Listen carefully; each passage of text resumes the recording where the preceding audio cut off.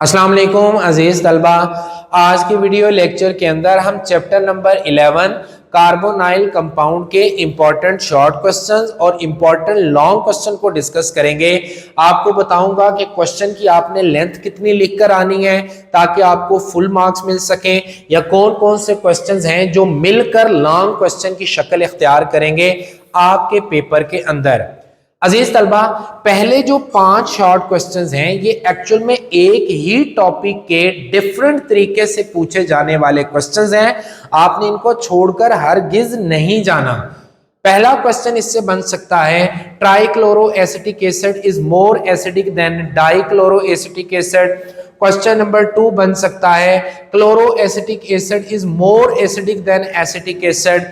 तीसरी तरह से क्वेश्चन आ सकता है, fluoro acetic acid is more acidic than chloro acetic acid.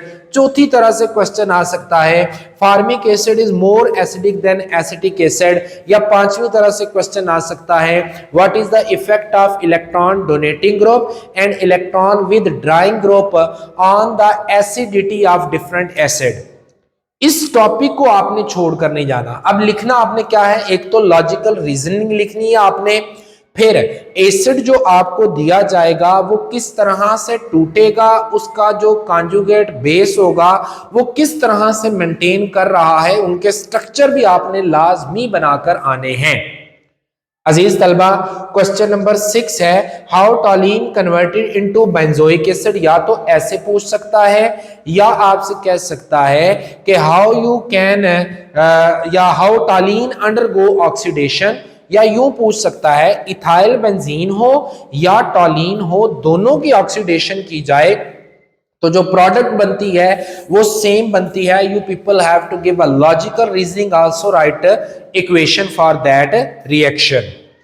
अजीज तलबा, क्वेश्चन नंबर 7 है, explain the reactivity of carbonyl compound. आपने इसकी सिर्फ रिएक्टिविटी को एक्सप्लेन करना है, स्ट्रक्चर बनाना है, इलेक्ट्रॉन डेंसिटी का बताना है, पार्शियल पॉजिटिव नेगेटिव चार्ज किस पर आएगा।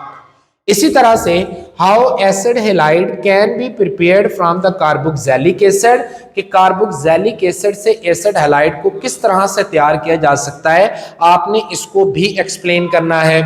क्वेश्चन नंबर हमारे पास 9 है, give oxidation reaction of carboxylic acid the most important. तो आपने ये भी याद करके जाना है, prepare ethyl ethanoate from ethanoyl chloride. याद रखिएगा, ये लॉन्ग क्वेश्चन में भी पूछा जा सकता है और इसका क्वेश्चन एक्सरसाइज के अंदर भी मौजूद है, ये लॉन्ग क्वेश्चन के तौर पर भी आ सकता है। How you can prepare N substituted amide. N substituted amide आप किस तरह से प्रिपेयर कर सकते हैं, या इसके जो रिएक्टेंट हैं वो देकर कहेगा रिएक्शन को कंप्लीट करें। क्वेश्चन नंबर 12 है, why carboxylic acid is more acidic than phenol, या why phenol is more acidic than ethanol.